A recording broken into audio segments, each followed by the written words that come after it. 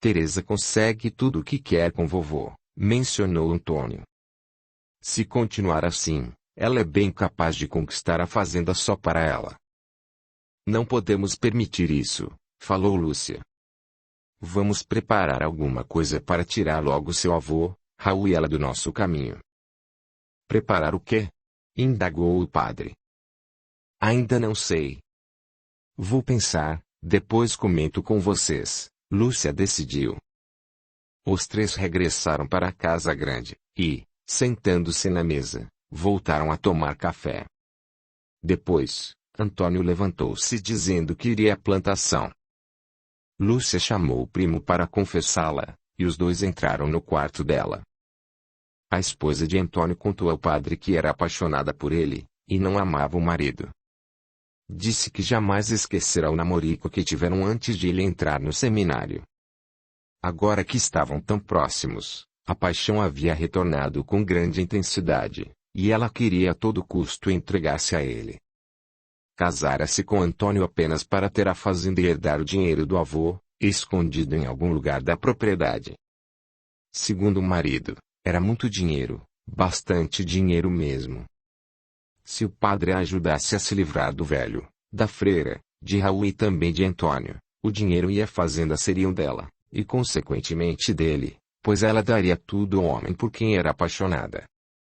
Padre Gonçalo, que tencionava ser nomeado bispo e sabia que só seria se tivesse muito dinheiro, porque a Santa Sé só nomeava bispos de famílias ricas, achou excelente a ideia de Lúcia. Disse à prima que faria o que ela lhe pedia. Mas precisaria arquitetar um plano. Porém, ela teria de provar que de fato era apaixonada por ele, e entregar-se imediatamente a ele. Era um padre apenas para conseguir alcançar seus objetivos, não um padre fiel à vocação. Como ele também a amava, queria dormir com ela ainda naquele dia. Lúcia disse que dormir com ele era a coisa que mais queria. O padre a levou para a capela, e numa salinha anexa à capela, usada para a confissão das freiras, entregou-se ao primo. Os dois tornaram-se amantes. Irmã Teresa, por sua vez, continuava realizando seu papel de educadora do sobrinho. No dia em que a criança completou 5 anos, pediu autorização do avô para ensinar a Danilo e aos filhos dos escravos o catecismo. Obtida a autorização, ela passou a ensinar às crianças lições sobre Deus, também os ensinava a ser pessoas bondosas quando crescessem. O avô, Raul e Antônio, vez ou outra, acompanhavam as aulas, e aprenderam as orações que a freira ensinava às crianças. Sempre que a ouviam, Raul e o avô deixavam-se contaminar por suas palavras, e aos poucos foram mudando a forma de pensar em relação aos escravos, e começaram a vê-los como seres humanos. Quando ouvia a prima, Antônio fingia pensar como ela, concordar com seu idealismo, na esperança de que ela o olhasse da mesma forma que olhava Raul, e passasse a amá-lo mais do que amava o irmão.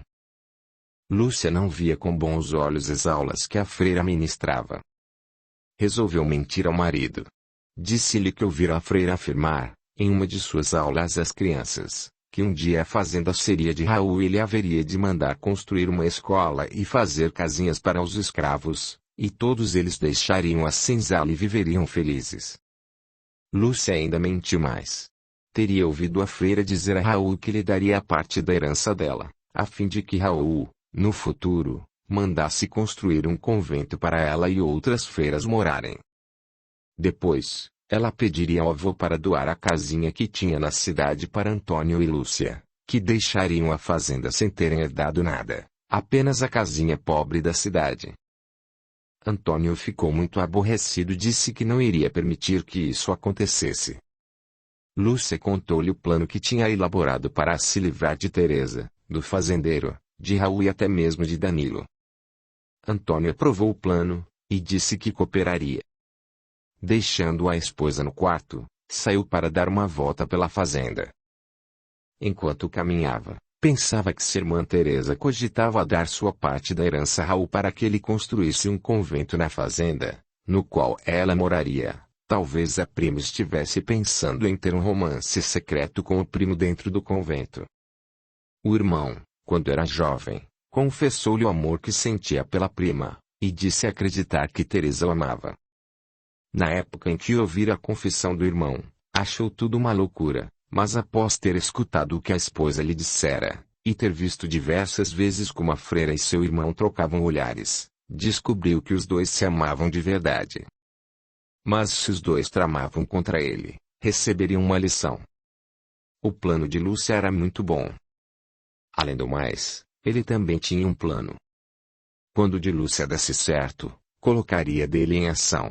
No final, herdaria tudo que seria de Raul e ficaria com a prima.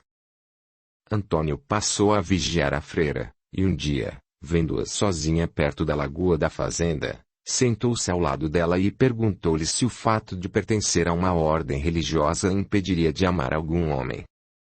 Por que fez essa pergunta, primo? Indagou a freira.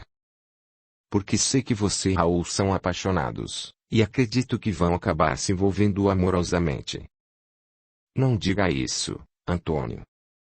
Sou uma freira, fiel aos meus votos religiosos. Estou na fazenda para educar Danilo, não para me envolver com Raul. Fico feliz em saber disso.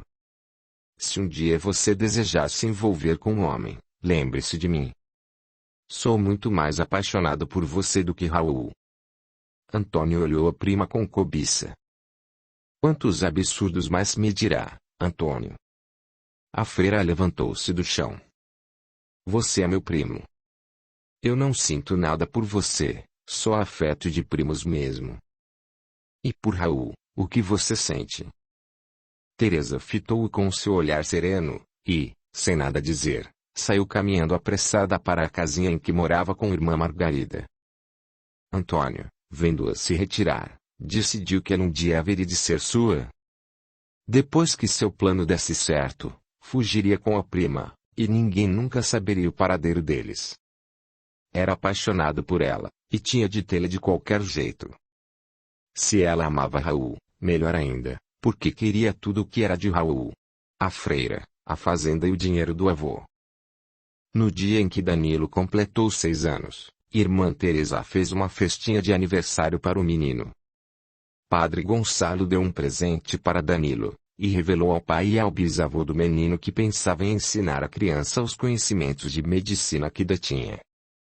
Como o garoto era pequeno, aquela seria a hora de ele começar a aprender. Assim, quando fosse maiorzinho, saberia muita coisa e poderia até mesmo estudar para ser médico.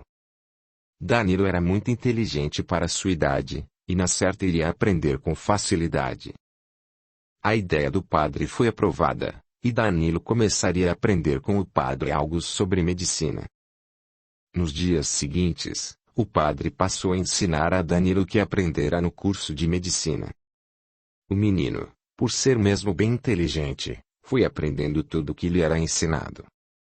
Padre Gonçalo começou a mostrar-lhe alguns remédios que carregava em sua maleta, e a dizer para que serviam. Mostrando um frasco contendo um poderoso veneno, disse ao menino que aquele era um remédio que ajudava as pessoas a se livrarem de dores muito fortes em questão de minutos. Ensinou Danilo a identificar o frasco em que o remédio estava, e o garoto aprendeu muito bem. Diante dos mais variados frascos, a criança sabia reconhecer, sem hesitar, o que continha veneno. Nos dias em que ia à fazenda ensinar o menino, o padre continuava encontrando-se às escondidas com Lúcia.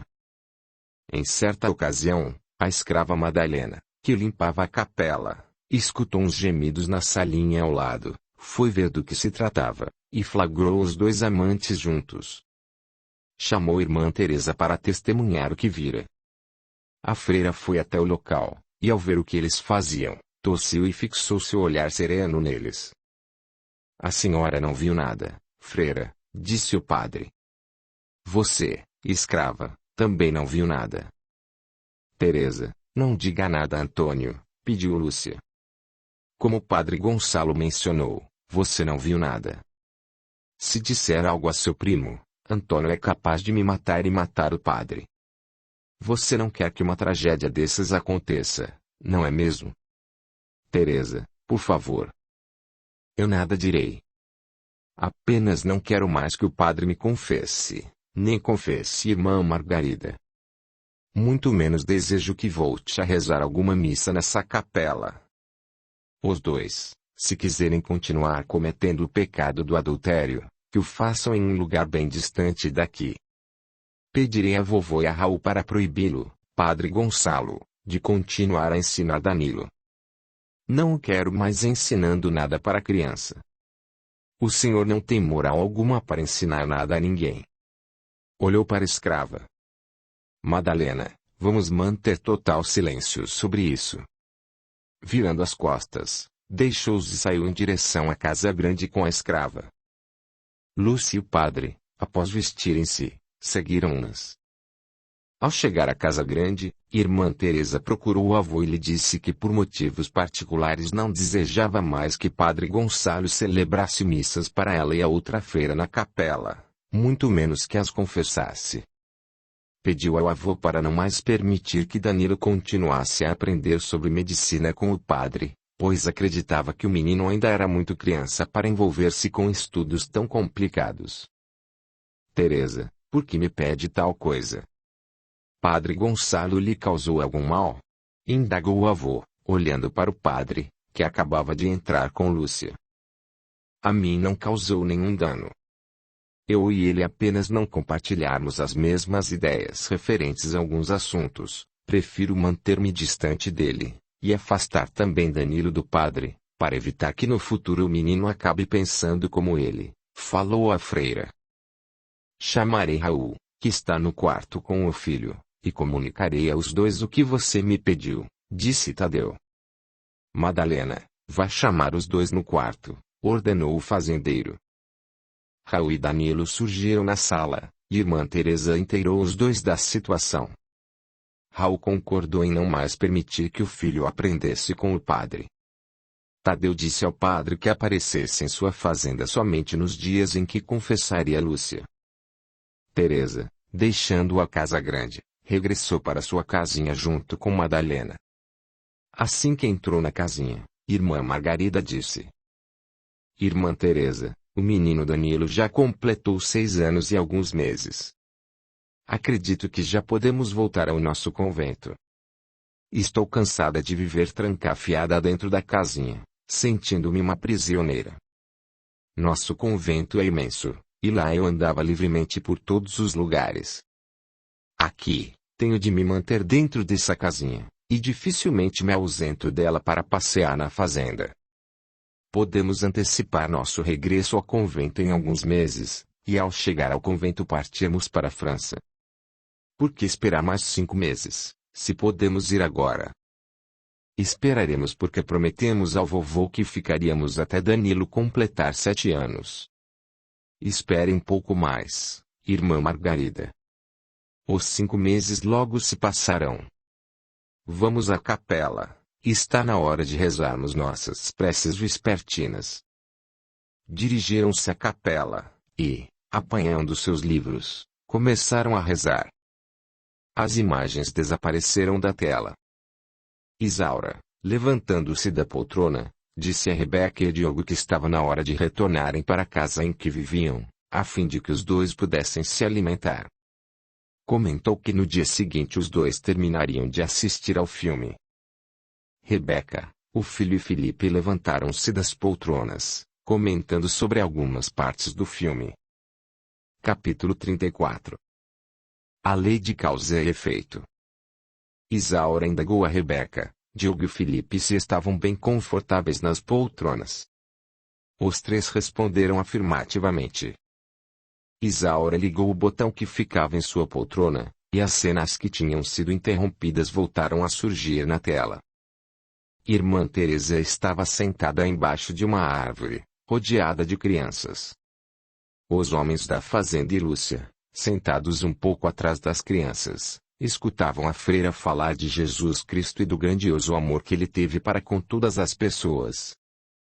Após as aulas, as crianças saíram correndo para brincarem na lagoa.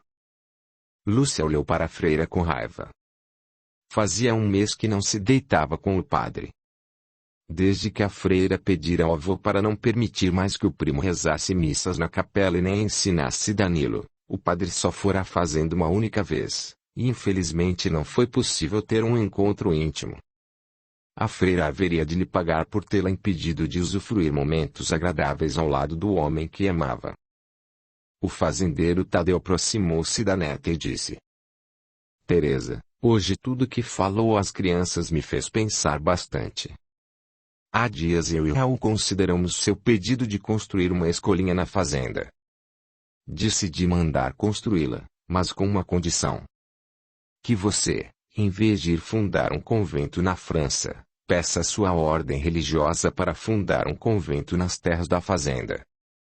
Com um convento aqui, na fazenda, você e outras freiras poderão ensinar as crianças na escolinha, e ensinar até mesmo todos os escravos.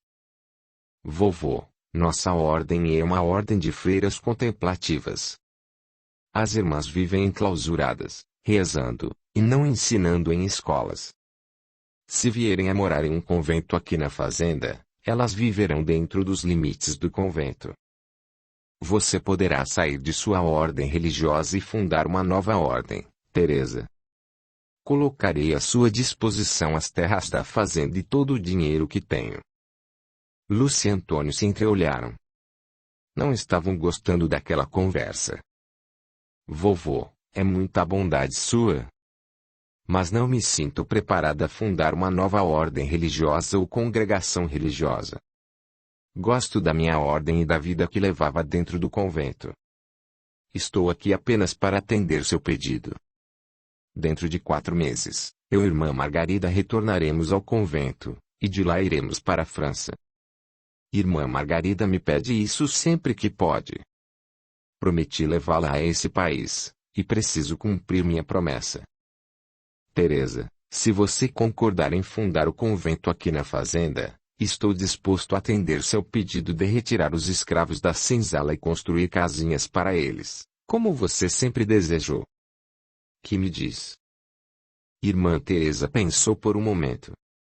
Os escravos ficariam muito felizes se deixassem a senzala e passassem a viver em casinhas iguais às das demais pessoas. E se sentiriam importantes se aprendessem a ler e escrever na escolinha. Gostava bastante dos escravos.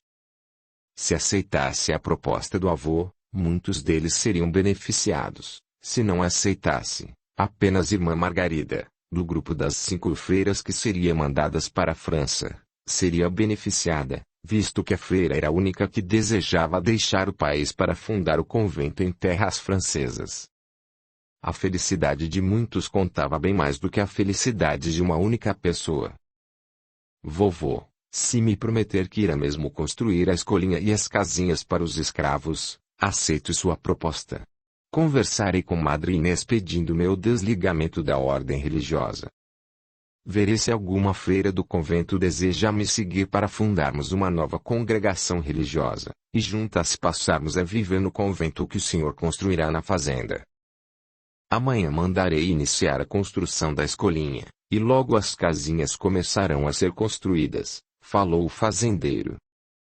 A freira abraçou o avô, e, chamando Madalena, regressou para a casinha.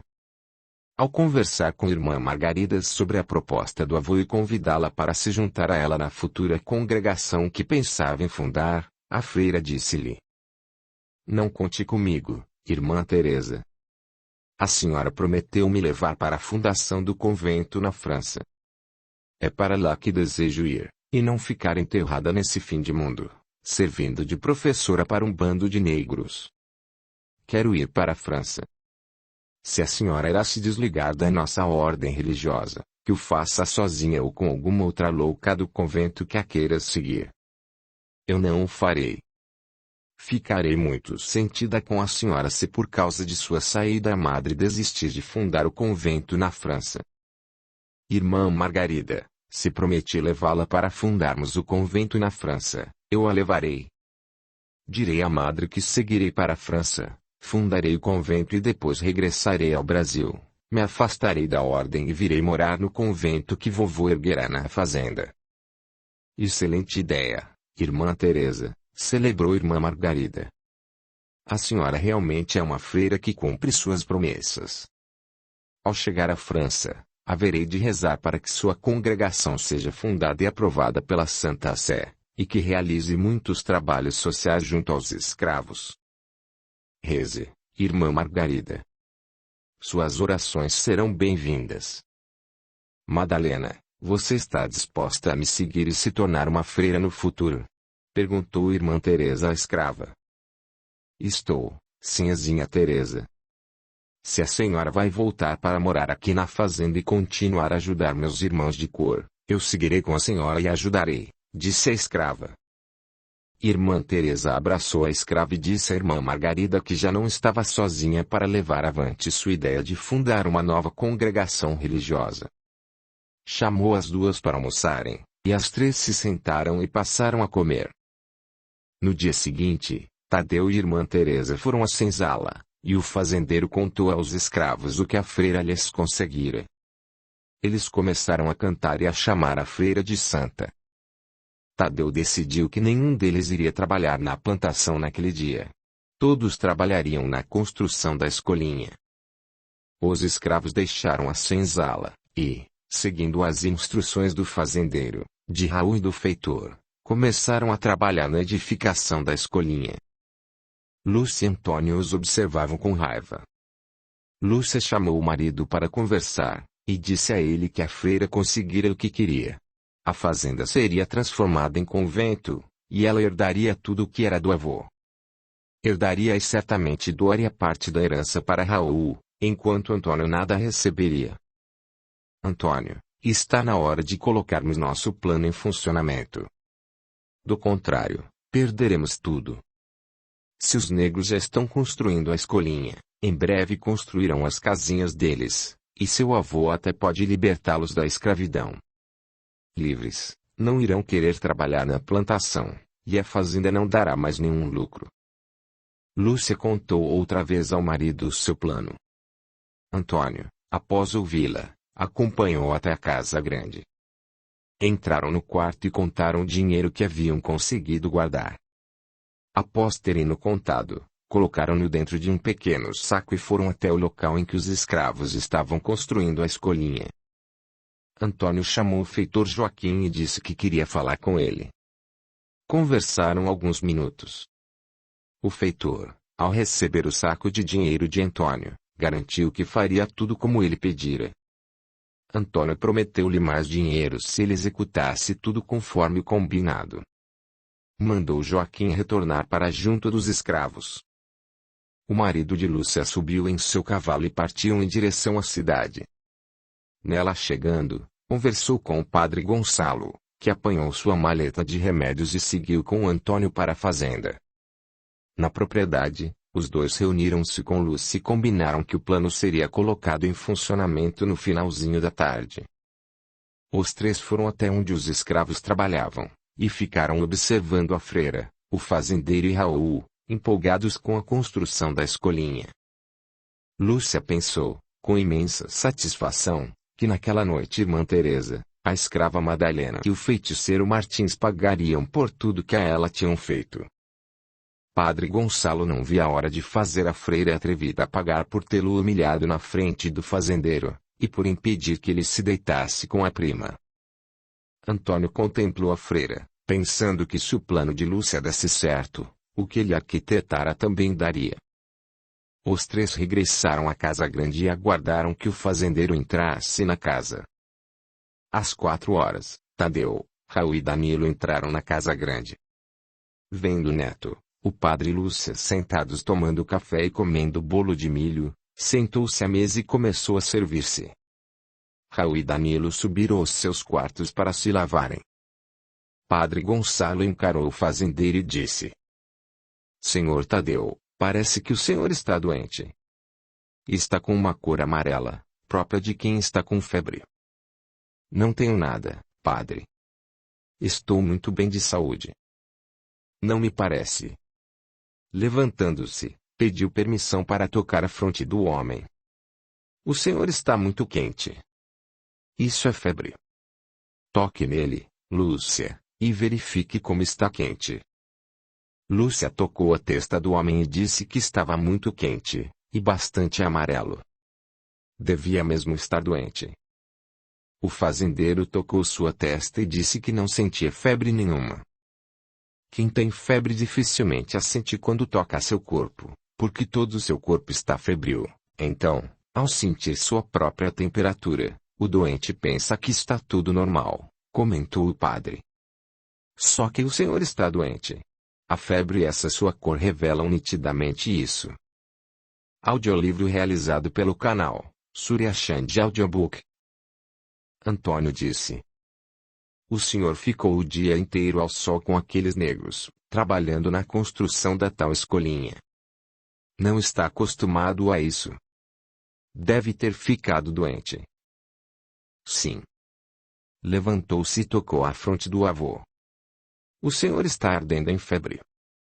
Padre Gonçalo, não há em sua maleta nenhum remédio para dar ao vovô? Ah, sim. Sempre carrego minha maleta de medicamentos comigo, respondeu o padre, que, abrindo a maleta, retirou um frasco de dentro dela. Adicionou então algumas gotas em um copo de água, e deu para o fazendeiro beber. Eu não estou doente, falou o fazendeiro. Mas se dizem que estou, tomarei o remédio. Bebeu o remédio que o padre lhe ofereceu. Seria interessante o senhor repousar um pouco, senhor Tadeu, aconselhou o padre. Não irei repousar coisa alguma. Já tomei seu remédio. Se estiver com febre, ela logo o passará, disse o homem, levando a caneca de café aos lábios. Passados 2 minutos, o fazendeiro começou a suar e a vomitar. Antônio, aproximando-se do avô, indagou se ele se sentia mal. O avô colocou as 2 mãos no estômago e disse que o sentia embrulhar. Vomitou outra vez, e o suor começou a descer por sua testa. O padre e Antônio o levaram para o quarto. Deitaram-no na cama, e o homem continuou suando. O fazendeiro começou a sentir o corpo febril, reclamou de uma forte dor de cabeça, e passou a ter convulsões. Antônio mandou uma escrava chamar Raul no quarto. Raul entrou no quarto junto com o filho, e, vendo o avô em convulsões, perguntou o que lhe havia acontecido. Seu avô me parece muito mal de saúde, falou o padre. Já lhe dei um remédio, mas parece que a situação do seu avô é mais delicada do que imaginei. Alguém precisa ir até a cidade buscar o médico, pois sozinho não saberei como curá-lo. Irei agora mesmo à cidade e trarei o médico, disse Raul. Vá rápido, Raul. Vovô está muito ruim, falou Antônio. Danilo, vá chamar irmã Teresa e conte a ela que seu bisavô está doente.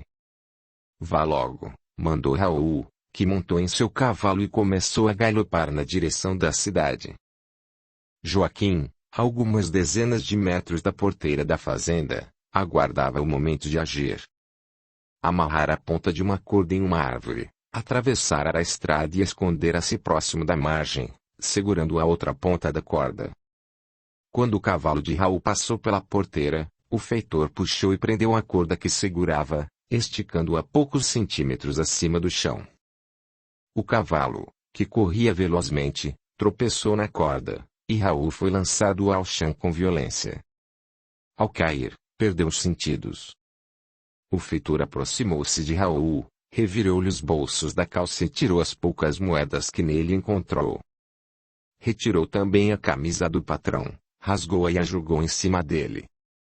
Depois, arrastou o corpo para o mato. Quando o patrãozinho acordasse, pensaria ter sido atacado e roubado por algum ladrão, ou por um negro fugitivo de alguma fazenda vizinha. Regressou para a propriedade. Irmã Teresa entrou no quarto acompanhada por irmã Margarida, por Madalena e por Danilo. Sentou-se na beirada da cama e perguntou o que o avô sentia.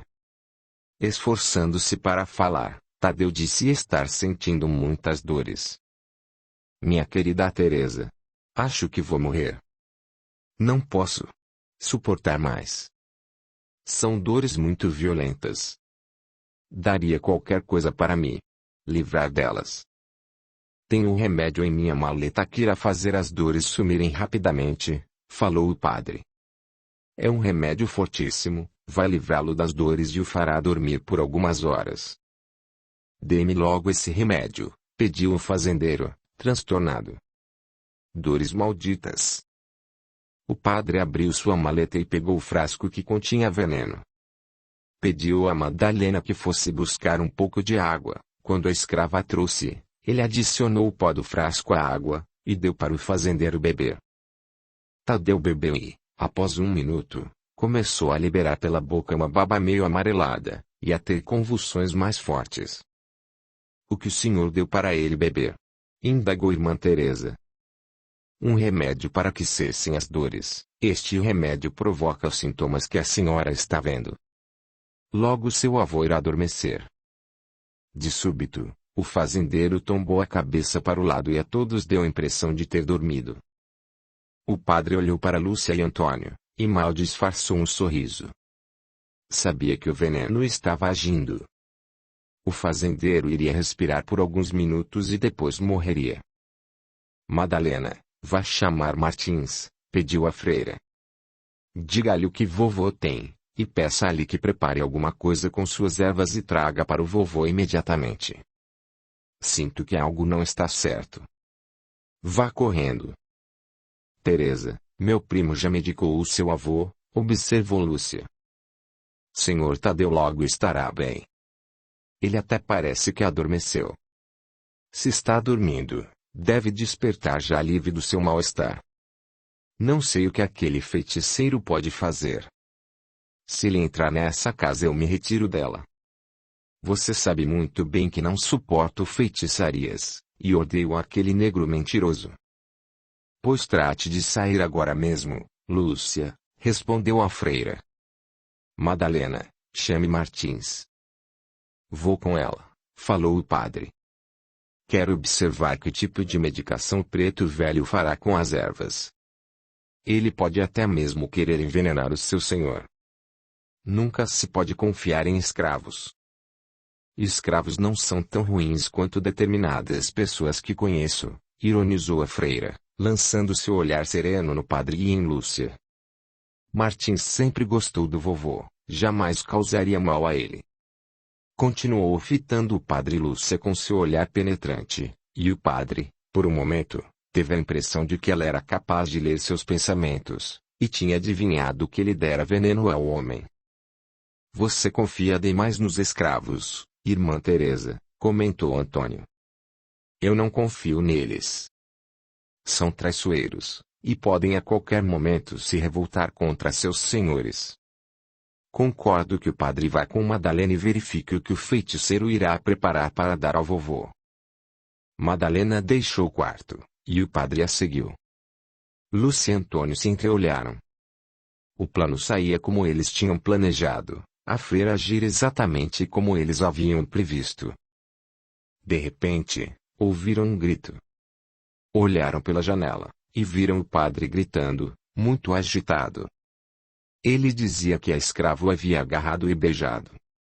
Acusou a escrava de rasgar sua batina, na tentativa desesperada de deitar-se com ele. Antônio saiu da casa grande e bateu no rosto da escrava com violência. Sua negra e imunda. Como ousa não tocar no padre, um homem de Deus? Você irá para o tronco já. Senhorzinho Antônio, eu nem encostei no padre, falou a escrava. A gente estava indo para a senzala quando o homem deu um grito e começou a não dizer a verdade, falando que eu ataquei. Lúcia, que deixara o quarto junto com as freiras e Danilo, deu uma bofetada na escrava. Miserável, como ousa chamar o padre de mentiroso? Disse Lúcia. Você na certa o atacou, sua negra. Vocês, negros, vivem se deitando no mato como se fossem animais. Ficou sozinha com o padre por uns momentos e agiu de acordo com seus instintos selvagens. Atacou achando que ele não fosse resistir, mas ele é um verdadeiro religioso, não cede nunca à tentação. Mande-a para o tronco, Antônio, assim ela aprenderá a nunca mais tocar em um homem de Deus. Ela levará 30 chicotadas, depois ficará na senzala. Quando o vovô melhorar, Eu lhe direi o que ela tentou fazer e pedirei a ele para deixar essa escrava na senzala e mandá-la para a plantação, com os outros negros, em vez de deixá-la com minha prima, para que possa andar livremente e fazer o que bem quiser. Se atacou o padre hoje, amanhã poderá atacar a mim, a meu irmão Raul ou até mesmo meu sobrinho, a fim de satisfazer seus desejos impuros, falou Antônio. Eu não ataquei o padre, não ataquei. Madalena começou a chorar. Atacou, sim. Eu vi, disse Joaquim, aproximando-se deles. Vi quando a escrava puxou a roupa do padre e o tentou beijar à força, dizendo como seria bom deitar-se com um homem tão bonito e branco. Não adianta chorar nem mentir, Madalena. O padre disse que você o atacou e o feitor viu tudo. Vai para o tronco agora mesmo, decidiu Antônio. Joaquim, castigue com 30 chicotadas. O feitor aproximou-se da escrava e a segurou por um dos braços. Solte-a, Joaquim, ordenou irmã Teresa. Madalena não vai para o tronco. Se ela disse que o padre está mentindo, acredito nela. Sei que o padre mentiu, e que você mente também. Eu só me pergunto qual seu interesse nessa mentira. Pois desde que cheguei a essa fazenda tenho notado que você costuma olhar para Madalena com olhos de cobiça. Teresa, não venha dizer que o padre e o feitor estão mentindo. Não queira defender essa negra, ralhou Antônio. Eu acredito no padre e no feitor. Madalena vai para o tronco, e de lá para a senzala. Vovô disse que Madalena poderia ficar comigo, e que eu poderia decidir por ela. Por isso, ela não vai para o tronco, porque confio na palavra dela. Madalena é uma escrava da fazenda, não é sua propriedade particular. Merece ser castigada quando erra, como qualquer outra escrava. Depois de apanhar, ela irá para a senzala, que é um lugar dos negros. Na ausência de vovô, eu, que sou mais velho que meu irmão Raul, é que tomo as decisões na fazenda. Vovô está dormindo devido à sua doença, por isso não pode resolver esse problema. Eu resolverei no lugar dele, e quando ele acordar o colocarei a par de tudo. Digo que Madalena vai para o tronco. Aproximando-se da escrava, segurou-a e começou a levá-la para o tronco. Irmã Teresa colocou-se no caminho deles e disse: Antônio, se levar Madalena para o tronco terá de me amarrar junto com ela e mandar Joaquim bater em mim. Ela nada fez para merecer ir ao tronco. Saia da minha frente, Teresa. Saia, e nunca mais defenda nenhum negro quando eu estiver presente, gritou Antônio. Não sairei. Se Madalena for para o tronco, eu irei junto. Então castigue-a no tronco junto com a negra, falou Lúcia. Teresa, se não sair da frente apanhará junto com Madalena, ameaçou Antônio. A freira abraçou-se à negra e nada disse. Joaquim, arraste a escrava para o tronco. E se minha prima ficar na frente dela, bata nela também. Ela que escolheu apanhar.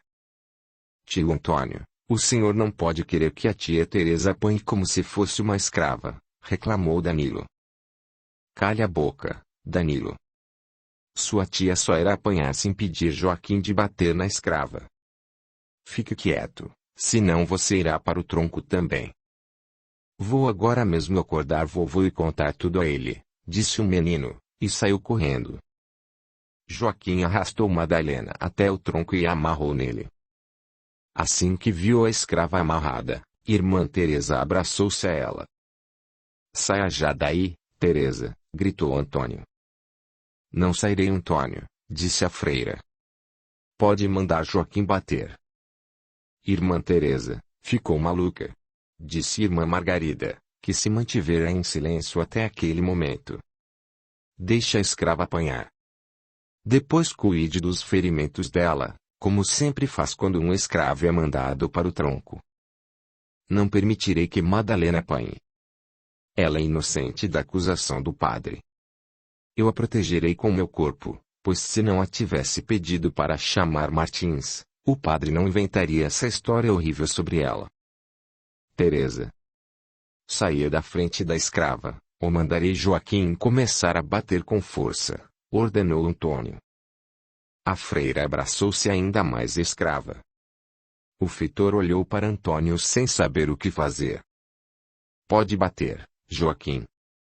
Se ela quer proteger a escrava, então que apanhe no lugar de Madalena. Dê 30 chicotadas, mandou Antônio. Joaquim ergueu o chicote no ar, e aplicou com toda a força a primeira chicotada na freira. Irmã Teresa, ao sentir o chicote nas costas, fechou os olhos e começou a rezar. Joaquim voltou a bater, e Teresa apanhava sem pronunciar uma única palavra. Quando deu a 10ª chicotada na freira, todos perceberam que o hábito de irmã Teresa estava ensopado de sangue. Ela lançou um olhar penetrante sobre o padre, Lúcia e Antônio. Eles sentiram medo desse olhar, que era ao mesmo tempo sereno e acusador. Era um olhar que parecia penetrá-los, e se apossar de tudo que eles sabiam.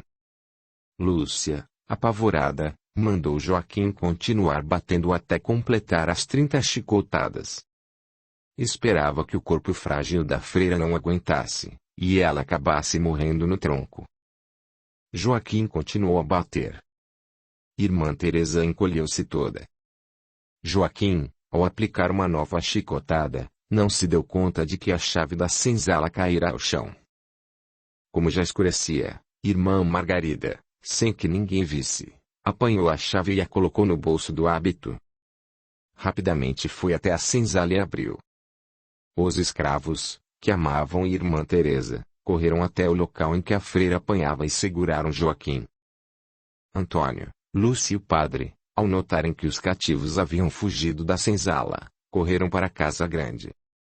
Martins mandou os escravos pegarem-nos, e os negros, que corriam muito mais que eles, rapidamente os seguraram. Martins aproximou-se da freira, e viu-a toda ensanguentada. Madalena disse que a freira desmaiara durante o castigo. Martins tocou no corpo da freira, e assustou-se. Empurrou-a, e o corpo de Teresa tombou para o lado. Abaixando-se, ele colocou o ouvido no peito da freira, ergueu a cabeça e olhou para a irmã Margarida. Sinhazinha Teresa não aguentou a surra. Está morta. Morreu, exclamou irmã Margarida petrificada. Que faremos agora? Perguntou Martins. Levem-na para a nossa casinha, e depois alguém vá atrás de Danilo, e se o bisavô dele ainda não tiver despertado, trago aqui. Ele dirá o que deve ser feito, falou irmã Margarida. Antônio começou a gritar, mandando os escravos soltarem-no. Nesse momento, Raul, que se recuperara do desmaio e voltara para a fazenda a fim de buscar outro cavalo, ao avistá-los dirigiu-se até eles e perguntou o que estava acontecendo. Raul, mande os escravos me soltarem, pediu Antônio. Eles fugiram da senzala, dominaram o Joaquim. Eu, minha esposa e o padre também fomos presos. Teresa tentou interceder por nós, mas foi barbaramente espancada por eles e morreu. Teresa. Morta. Exclamou Raul horrorizado. Sim, senhorzinho, falou Martins.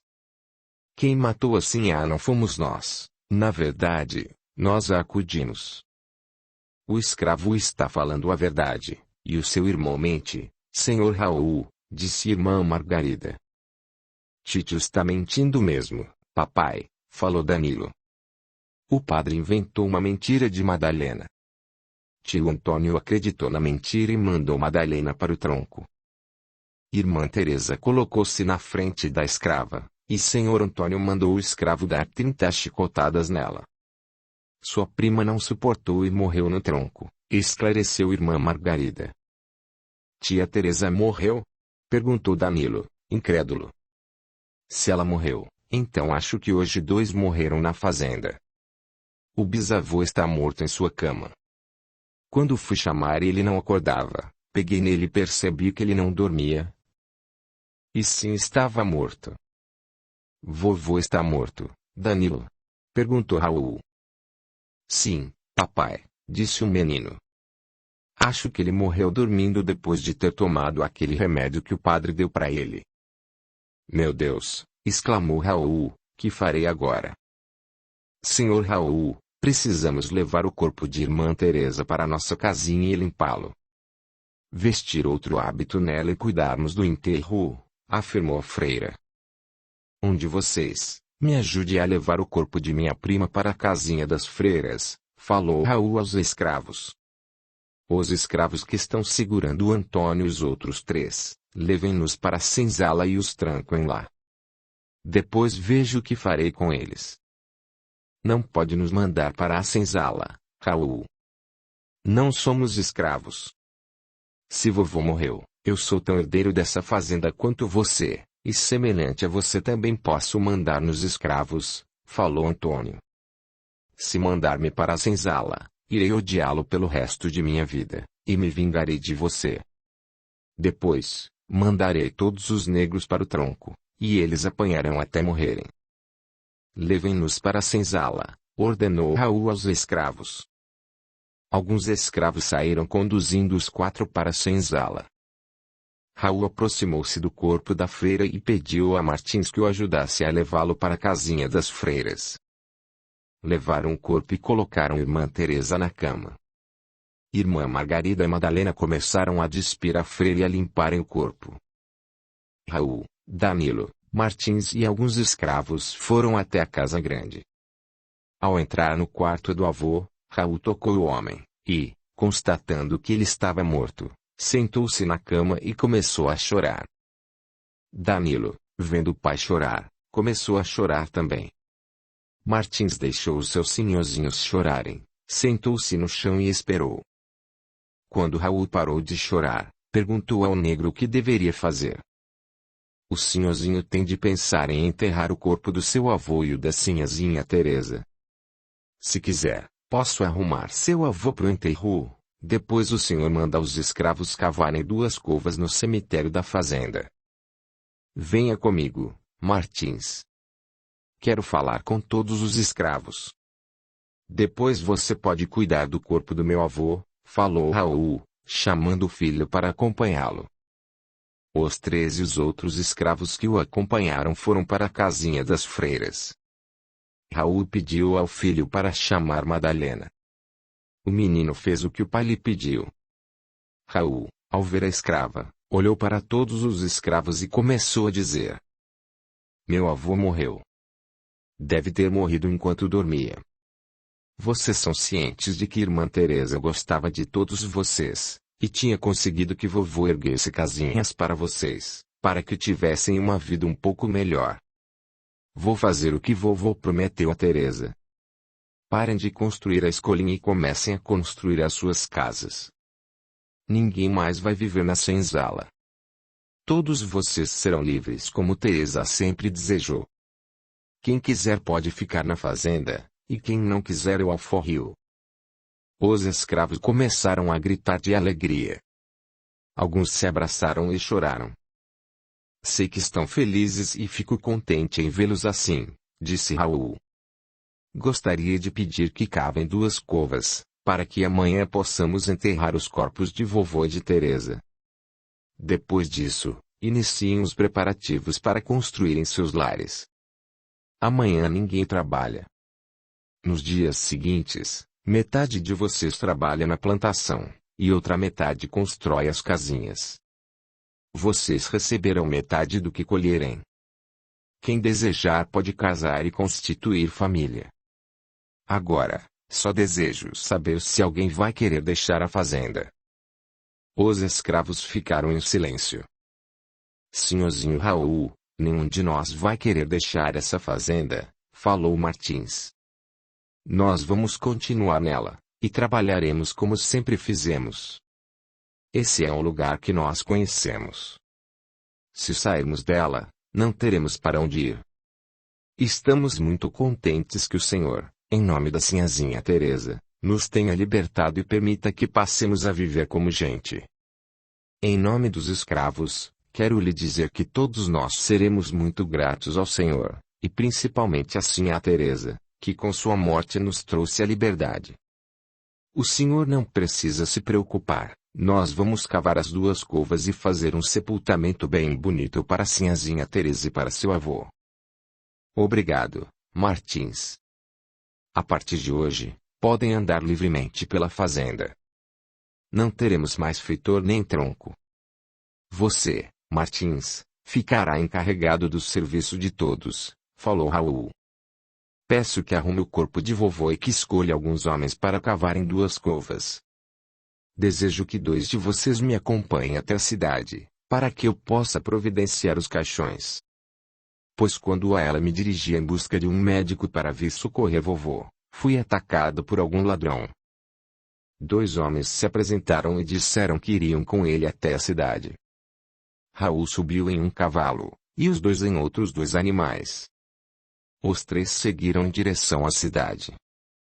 Martins chamou um escravo para ajudá-lo com o corpo do fazendeiro Tadeu. Madalena entrou na casinha das freiras e contou tudo para a irmã Margarida. No dia seguinte enterraram os corpos de Teresa e do avô da freira.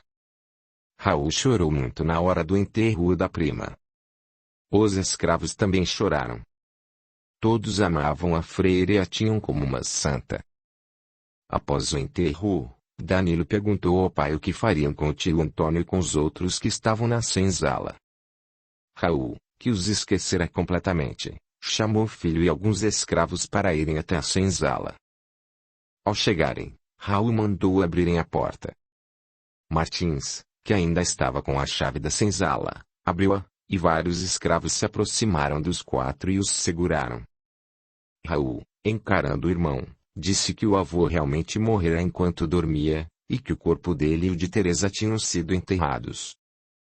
Então o remédio que o padre deu para o velho funcionou, disse Lúcia sorrindo.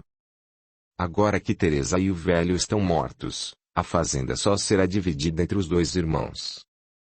O padre matou vovô com o remédio dele, como eu tinha pensado.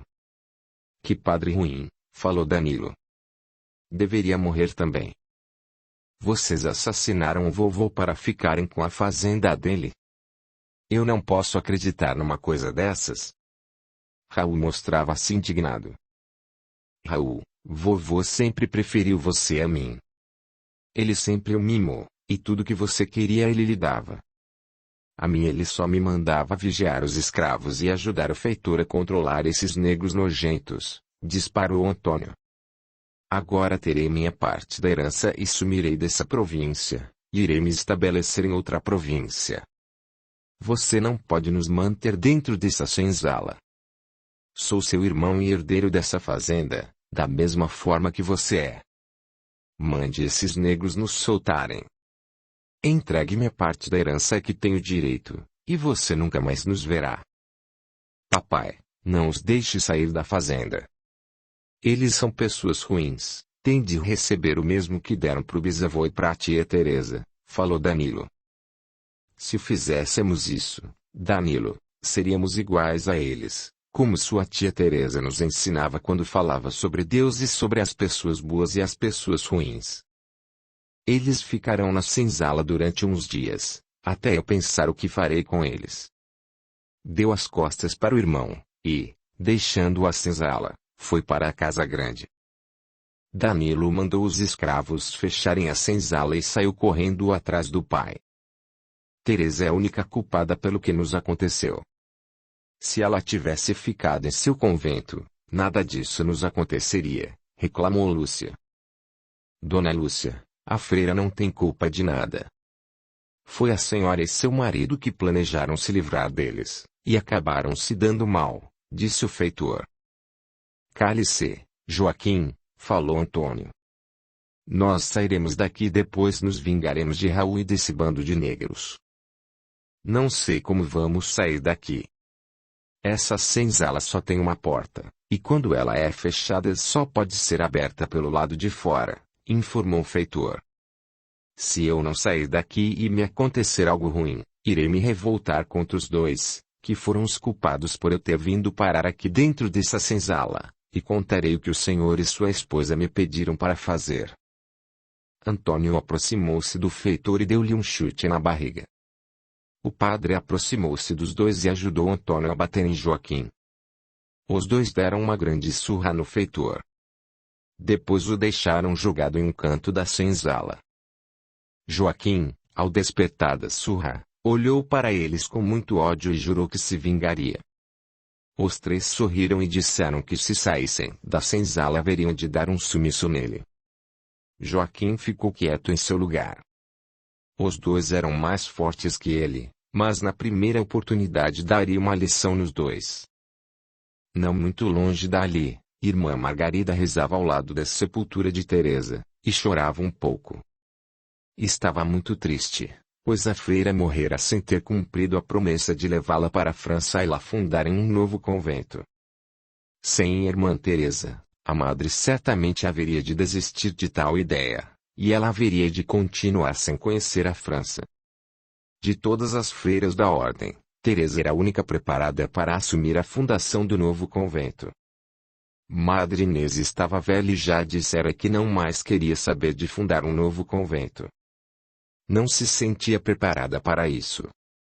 Fundar um novo convento era uma grande responsabilidade, e ela não a queria para si. O jeito era voltar para seu convento, continuar sua vidinha de sempre e esquecer o sonho de viajar para outro país em companhia de irmã Teresa. Jogou uma flor sobre a sepultura da freira e dirigiu-se à casa grande. Conversou com Raul e pediu-lhe que providenciasse seu regresso ao convento. Pediu autorização para levar Madalena consigo, pois a escrava mostrara sinais de vocação, e irmã Teresa tinha decidido levá-la para o convento, e depois, junto com a escrava, iniciaria a fundação da congregação religiosa que pensava fundar.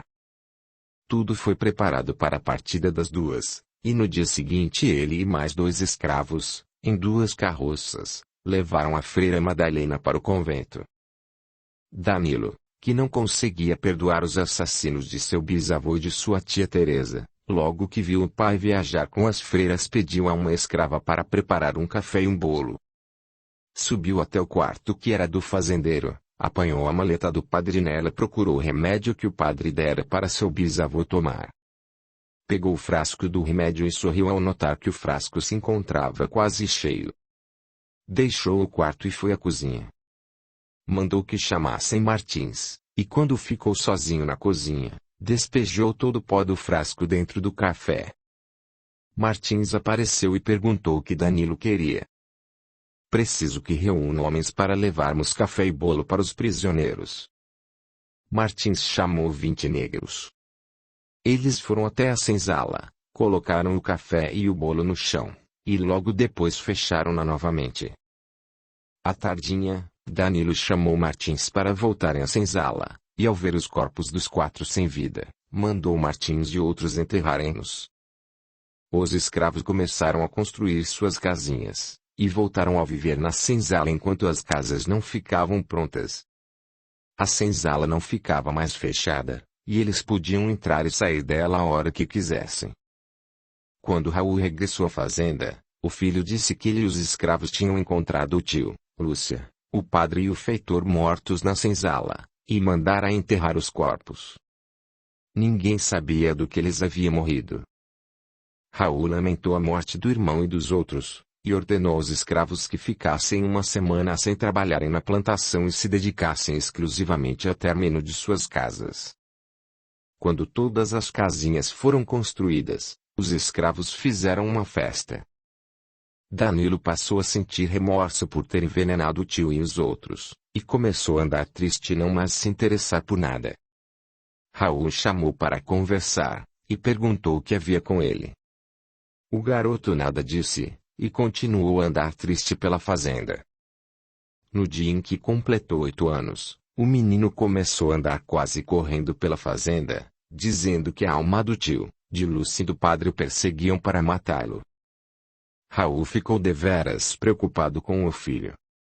Certo dia, viu Danilo tremendo de medo e correndo, dizendo que o tio apertava seu pescoço, pensou que o filho havia enlouquecido. Martins e outros escravos fizeram algumas oferendas para os seus deuses, mas não conseguiram espantar os espíritos ruins que atormentavam Danilo. Raul foi até a cidade e contou ao padre o que seu filho enfrentava. O padre o acompanhou até a fazenda, e jogou água benta em Danilo e em toda a casa grande. Rezou missa pelos espíritos dos que tinham morrido, e sugeriu a Raul que começasse a rezar com o filho todos os dias, e frequentasse a missa aos domingos na cidade, com o menino. Que rezassem com muita fé e intenção das almas que andavam perseguindo o garoto. Raul seguiu o conselho do padre.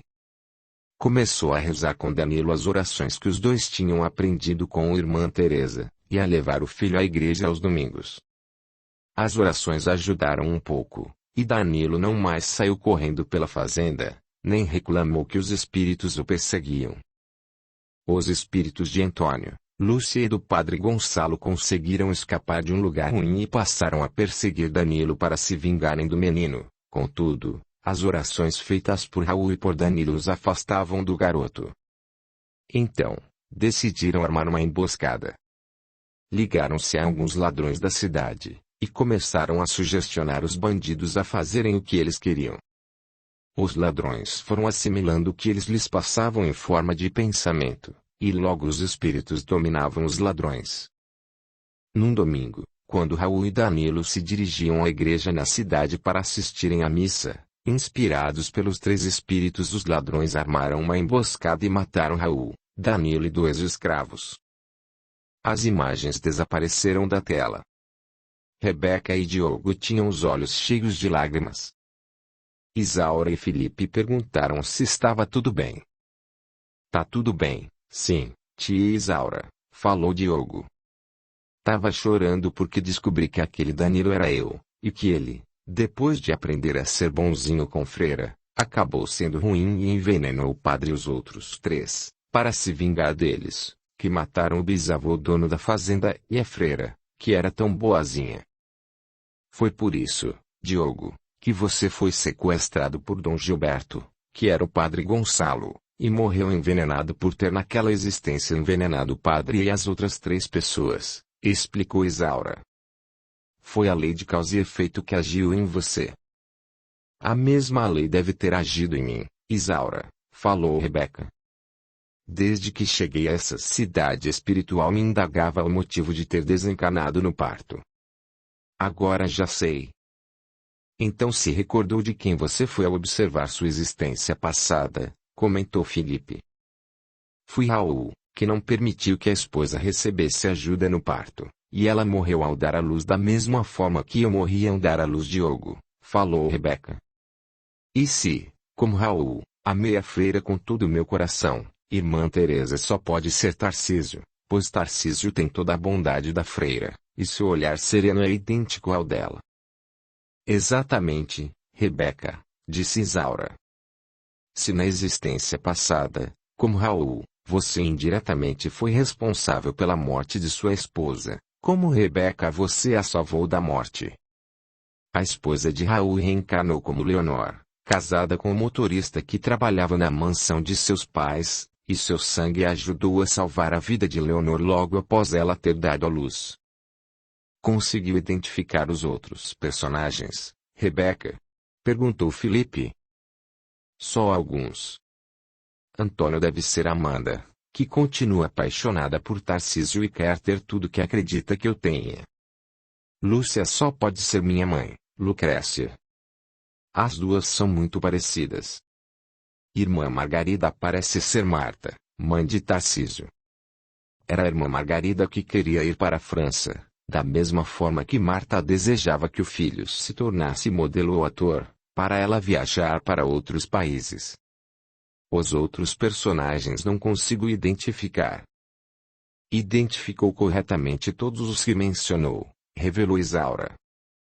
Madalena reencarnou como Matilde, que, grata por tudo que as 2 freiras a ela fizeram, reencarnou como filha de irmã Margarida, passando a auxiliar Tarcísio na atual existência, como irmã Teresa auxiliou na existência passada. O fazendeiro Tadeu, seu avô naquela existência, reencarnou como seu pai Teófilo. Mário, um antigo noivo seu, rejeitado por você no altar em uma existência anterior a essa que você viu, disse Felipe. Clara, o senador Cardoso, Tiago, William, Maria Elise, Dr. Mateus e outros são alguns escravos que, Agradecidos à irmã Teresa por tudo que lhes fez no passado, na presente existência estendem a mão a Tarcísio e os ajudam como podem. E Joaquim, por que não reencarnou junto com a gente? Indagou Rebeca. Após seu desencarne, ele não quis culpar Danilo por sua morte. Culpou Lúcia, Antônio e Padre Gonçalo pelo que aconteceu a ele. Vingou-se dos espíritos dos três logo após eles terem planejado a emboscada que matou Raul e Danilo, mas o trio conseguiu escapar dele. Aliaram-se a espíritos muito perversos e se vingaram de Joaquim. Este jurou que se vingaria deles novamente, não aceitou reencarnar quando irmã Teresa se juntou a todos vocês aqui na espiritualidade, e decidiu regressar à carne junto com vocês para que, através de seus exemplos, ajudasse todos a se entenderem. O livre-arbítrio de Joaquim foi respeitado, e ele, como espírito, continua odiando os três e aguardando vingar-se outra vez, esclareceu Isaura. Compreendi, falou Rebeca. Para ficar em paz com sua consciência, Tarcísio deixou-se aprisionar dentro da própria casa quando a mãe o proibiu de namorá-la, porque na existência passada a irmã Margarida vivia dizendo à irmã Teresa que se sentia prisioneira dentro da casinha das freiras. Irmã Teresa sentia-se culpada por isso, e antes de reencarnar combinou com a irmã Margarida que ela fizesse sentir o que sentiu quando vivia ao lado dela na casinha da fazenda. Isaura explicou. Danilo, ainda cheio de remorso por ter envenenado os quatro, pediu para reencarnar com um corpo defeituoso que lhe ocasionasse dores que só poderiam ser aliviadas com auxílio de drogas, assim, pagaria o que a sua consciência lhe cobrava. Irmã Teresa, sabendo ser essa uma grande prova para um espírito, aceitou reencarnar como pai dele e ajudá-lo em sua prova, esclareceu Felipe. E que ajuda? Papaizinho foi muito bom para mim. Com ele aprendi a não me revoltar com a doença, e agora minha consciência fica leve. Não sinto remorso de mais nada. Já recebi a reação da ação que pratiquei no passado, falou Diogo. Agora, eu e a mamãezinha esperaremos o papai desencarnar, como vocês dizem, e o espírito dele vir pra cá, pra a gente ser feliz desse lado da vida. Amo muito meu paizinho. Sabemos que o ama, Diogo, e que ele também o ama muito. Sua ligação com seu pai vem de existências bem anteriores a que você e ele viveram como Danilo e irmã Teresa, informou Isaura. Vamos visitar Tarcísio, sugeriu Felipe. Hoje é aniversário dele. Ficaremos com ele algumas horas e aprenderemos com tudo o que lhe ensina aos encarnados e a nós, espíritos. Oba! Exclamou Diogo. Vamos visitar o papai de novo. Posso beijar ele, tia Isaura? Claro, Diogo. Lembre-se que ele é seu pai, e você pode beijá-lo o quanto quiser. Então vamos logo para a terra, que eu quero beijar ele bastante. Rebeca pegou na mãozinha dele, e os quatro seguiram volitando em direção à casa de Tarcísio, em Brasília. Capítulo 35. Sonhos se realizam. Na cerimônia de formatura, o reitor da universidade chamou o nome de Tarcísio, apresentado a todos os que ali se encontravam como aluno que mais se destacara no curso de Ciências Contábeis da turma que se formava. Ele levantou-se e dirigiu-se até onde o reitor se achava, recebeu o canudo e agradeceu primeiramente a Deus, por ter lhe ajudado a vencer mais uma etapa em sua vida, e em seguida aos espíritos amigos, à mãe, ao sogro, aos professores e a todos que de alguma forma contribuíram para que ele conseguisse formar-se. Retornando ao lugar em que estava sentado, prestou atenção aos amigos que recebiam seus canudos, e batia palmas quando o nome de cada um era pronunciado.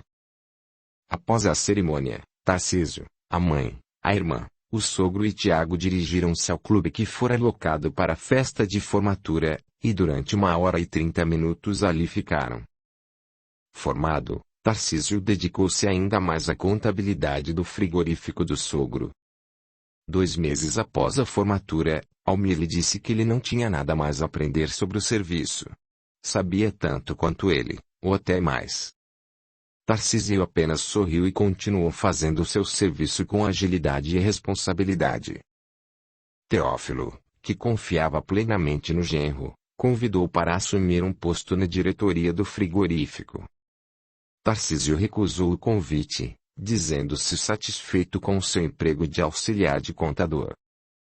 Faço questão que se torne um membro da diretoria, Tarcísio, insistia Teófilo, sempre que tinha uma oportunidade. E de tanto o sogro e outros funcionários pedirem, Tarcísio aceitou o cargo de vice-diretor.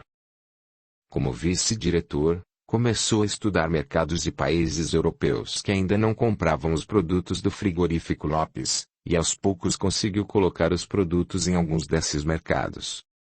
Como o frigorífico passou a vender mais, novos funcionários foram contratados.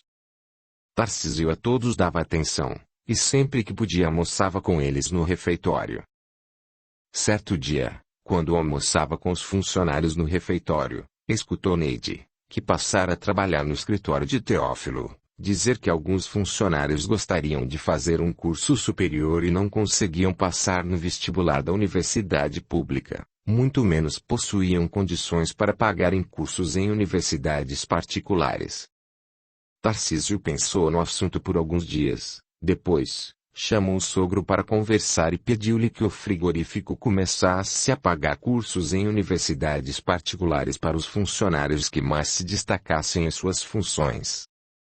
Teófilo, que estava muito satisfeito com o trabalho do genro, aprovou a ideia e disse a Tarcísio para marcar uma reunião com todos os funcionários. Nessa reunião, Teófilo informou aos funcionários o que Tarcísio pretendia fazer em benefício deles. Eles então abraçaram Tarcísio, e alguns o chamaram de santo, ou de anjo da guarda.